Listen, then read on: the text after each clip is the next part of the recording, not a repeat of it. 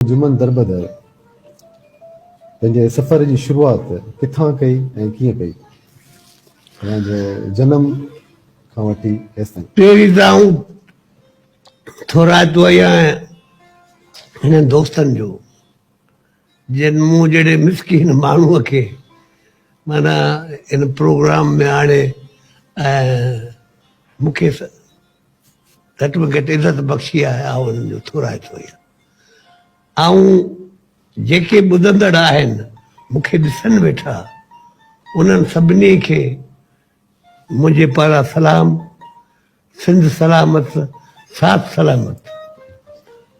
आऊं हिकिड़े मिसकीन हारीअ जो पुटु आहियां जेको जोड़ो बि काईंदो हो त माल जी संभाल बि कंदो हो।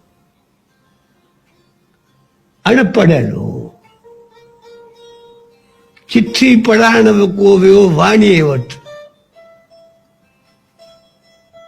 त वाणियूं ॾाढो बेज़ार वेठो हो। तंहिंजो मिया पंहिंजा ॿार पढ़ायो कोन ऐं असांजा सिर खाईंदा वठो।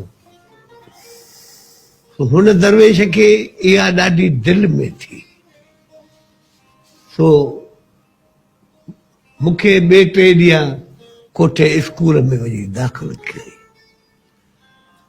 ऐं पहिरीं दर्जे खां मूं पढ़ाई शुरू कई।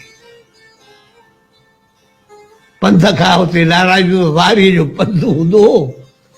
सो अधे खे चवां पंधु ॾाढो ॾुखियो वारीअ जो। उहो कोन लतीफ़ चयो आहे थकाई थर थेल चुकाई चढ़ चोटीअ हलंदे हो त पुन वॾा भव मिड़ेई भेल उथी राओ रेल वेठल था वारी वरी। सो थर जो पंधु ॾाढो ॾुखियो आहे।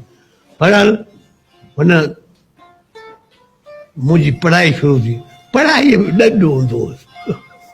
ॻाल्हि ॾंढु हूंदो हुउसि ऐं मास्तर मूंखे जहिड़ो राकास नज़र ईंदो हो। छो त उन वक़्तु मार जो रवाज बि जजेरो हूंदो हो शुरूआत में। बहरहाल मुंहिंजे मूं ते उन मास्तर खे पैसा ॾिनई त हिनखे आहिस्ते आहिस्ते सो पोइ ईअं करे मूं पढ़ाई शुरू कई ऐं सचपच आऊं उन पोड़े जो एहसान उमिरि भर कोन भुलाए सघंदुसि। चए मूं जहिड़े हिकिड़े अणघड़े ऐं भाॼड़े छोकिरे खे कन मां झले तालीम सां ऐं वाहिद आऊं पहिरियों माण्हू होसि जे पंहिंजे ॻोठ मां मैट्रिक कई हुई। पंहिंजे ॻोठ सॼे ॻोठ मां? हा, 1962 में कई हुई। पहिरीं में आऊं नापास थियो। पहिरियों अंग्रेजी जेको हो न उन में नापास थियो।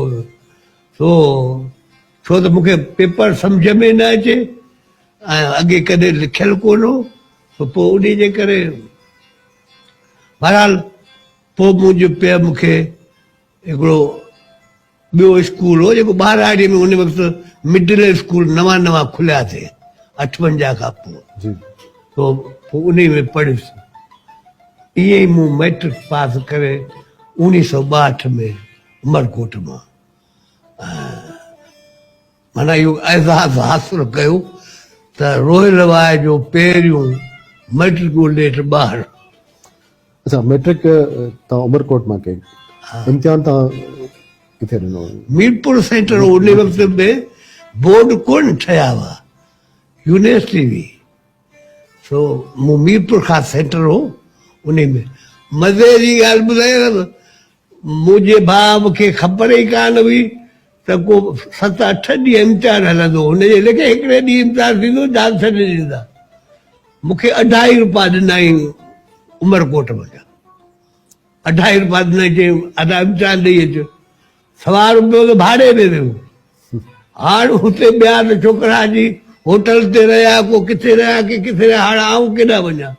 मुंहिंजो सीट नंबर हिकिड़े स्कूल में हुजे उहो गवर्नमेंट हाई स्कूल में। उते आयुसि। संदूकड़ी कुल्हे हथनि में हुई उन में किताबड़ा ऐं हिकिड़ो बिस्तरो। सो हिकिड़ो थंभो लाइट वारो उन जे हेठां संदूकड़ी रखी वेही रहियसि त उते थरिया हिकिड़ा हुआ उहे मानी पचाईंदा हुआ बोर्डिंग जी उन्हनि जो मूंखे ॾिठो चोड़े हिते वेठो ईअं मुंहिंजो यार उमतान थो ॾियां कि किथे जो ईअं त मुंहिंजो फलाणे ॻोठ जो ईअं त हुन चयो न हिते न वेह असांजो क्वार्टर भर में आहे तूं हल उते वेह मानी बि तोखे खाराईंदासीं ईअं मूं ॿिए 7 ॾींहं ऐं पहिरियों दफ़ो मीरपुर जो शहर ॾिठो ऐं पहिरियों दफ़ो मूं सैनी मां 3 ॾींहं खां पोइ ॾिठी त हिकिड़ो रूह